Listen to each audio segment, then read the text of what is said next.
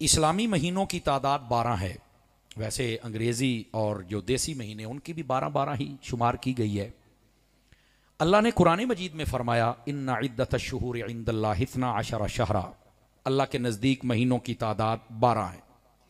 फरमाया इनमें से 4 महीने बड़ी इज्जत और हुर्मत वाले हैं।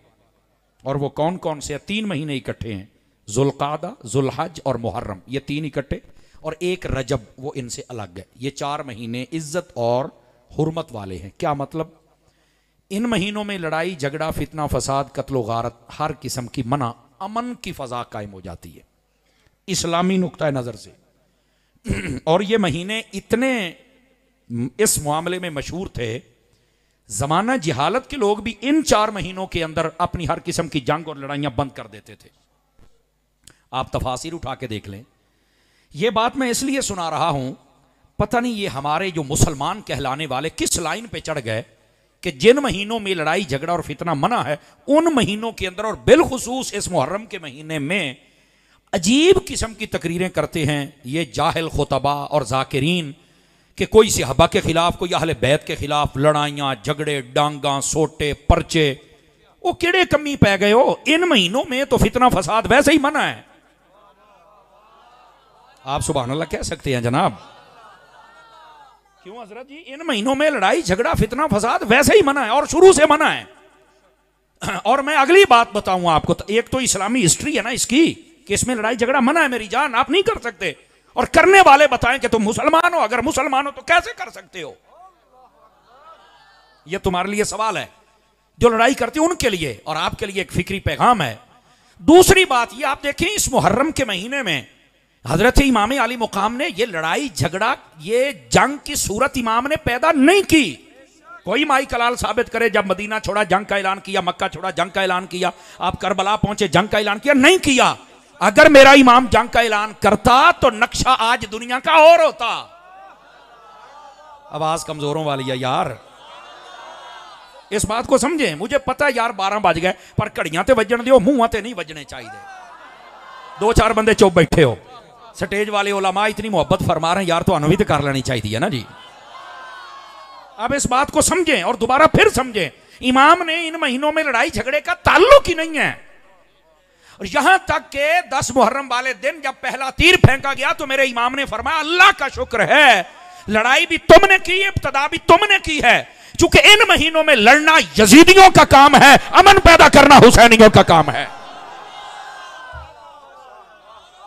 बात समझ आ रही? जज़ाकल्लाह, जज़ाकल्लाह अकबर भाई, बात समझ आ रही है आप हज़रात को?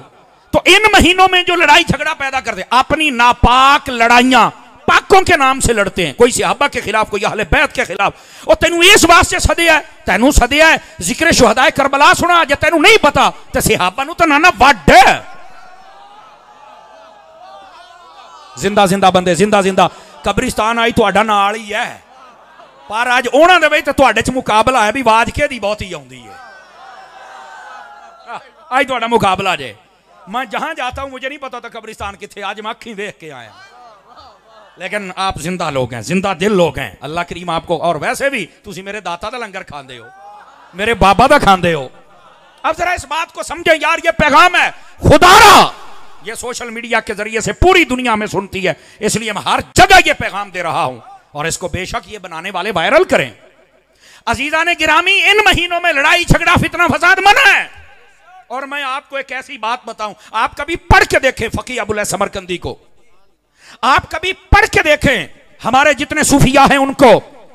उन्होंने फरमाया कि दुनिया में आपको पता है ये समंदर का पानी खारी कब हुआ था? पता दरख्तों पर कांटे कब आए थे? फल कब कड़वे हुए थे? जमीन कब बंजर हुई थी?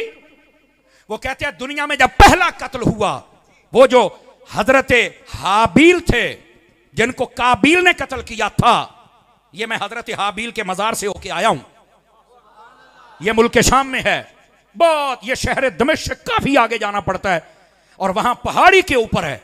फकीर को अल्लाह ने पिछले से पिछले साल ये सआदत बख्शी, मैं वहां से होके आया हूं। हजरत हाबील के मजार पर दुनिया का जो पहला कत्ल हुआ था, समझ आई? फरमाया जब वो कत्ल हुआ, सूफिया कहते हैं समंदरों का पानी कड़वा हो गया। उस दिन के बाद ऐसा असर हुआ कई दरख्तों पर कांटे आ गए, फल कड़वे हो गए, जमीन बंजर हो गई, एक कत्ल। और जहां सुबह शाम कत्लो गारत का बाजार गर्म है, एक खून की नहर चल पड़ी है, पता नहीं कब रुकेगी यार, ये तो दरिया बनने जा रहा है। खुदारा अपना किरदार अदा करो, छोटे हो बड़े हो, मौलवी हो पीर हो, सियासतदान हो या ताजिर हो, अपना हक अदा करो और लोगों को रोको कत्लो गारत से।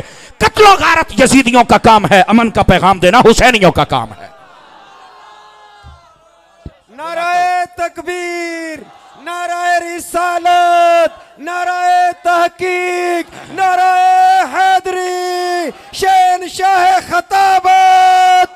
गिरामी कदर हजरात, ये बुजुर्गों की मोहब्बत है, मैं सिर्फ आपको फिक्री पैगाम दे रहा हूं। अजीजों, इन महीनों के अंदर लड़ाई झगड़ा फितना नहीं हो सकता। और सुनो, ये जो फितना होता है, फितना ये कत्ल से बुरी चीज है। आप कहेंगे वो कैसे? और बुरी नहीं, बड़ी भी है। आप कहेंगे कत्ल की थे, फितना की थे। अल्लाह ने कुरान में फरमाया वल फितना तो अकबर मिनल कत्ल। फरमाया ये जो फितना ये कत्ल से आ गया, चूंकि कत्ल में एक बंदा मरता है, जान गई, खत्म हो गया। वो बात की बात है कि बाद में वो रोक किधर जाता है, दोबारा लड़ाई होती है, झगड़ा होता है, कितने कत्ल, बात की बात है। लेकिन जो फितना होता है, फितना उस आग की तरह होता है, पहले एक चीज को लगा, फिर कमरे को, फिर घर को, फिर साथ वाले घर को, फिर मोहल्ले को, फिर शहर को।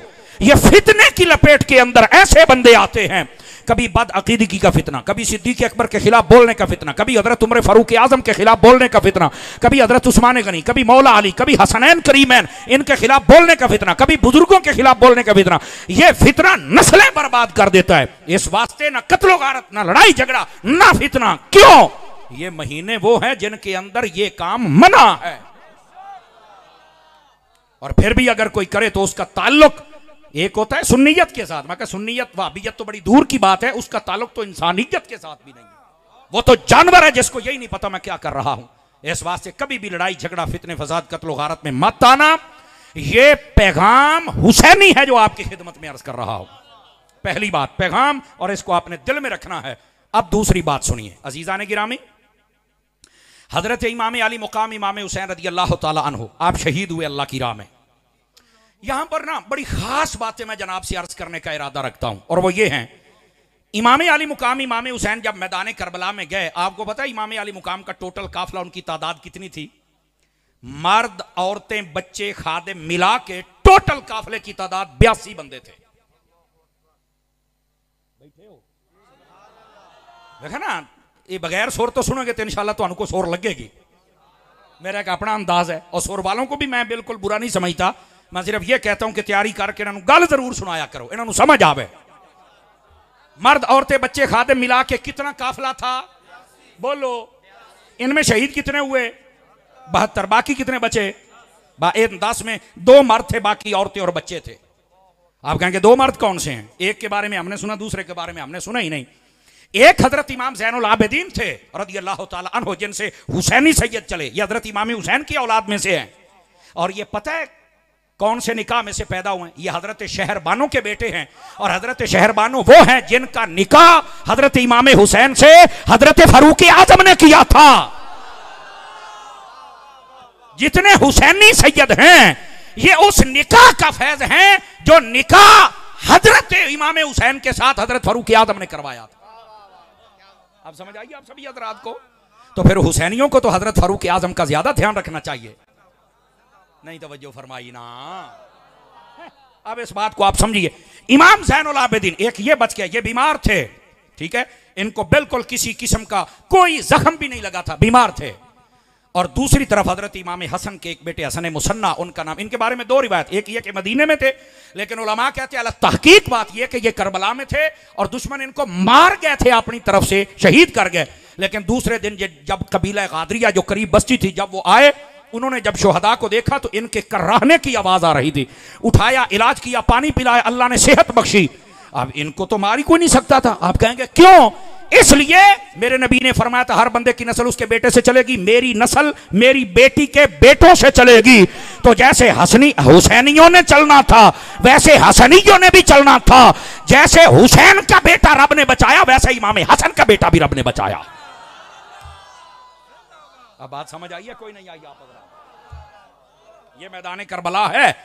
ये बात आपकी खिदमत में जो अर्ज कर रहा हूं, जरा इस बात को समझिए हजरत।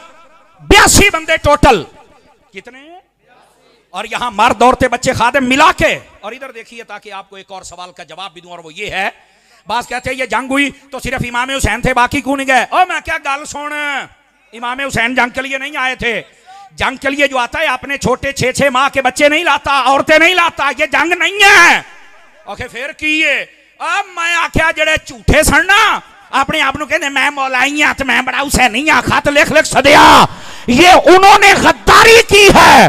और वो गद्दार थे, बुलाया भी उन्होंने, कत्ल भी उन्होंने किया, वो तो माहौल ऐसा बना दिया। अगर मेरे हुसैन ऐलान कर दे जंग के, आज यजीदियत का नाम तो वैसे मिट गया पर वही मिट जाता। समझ आ रही है मेरी बात की?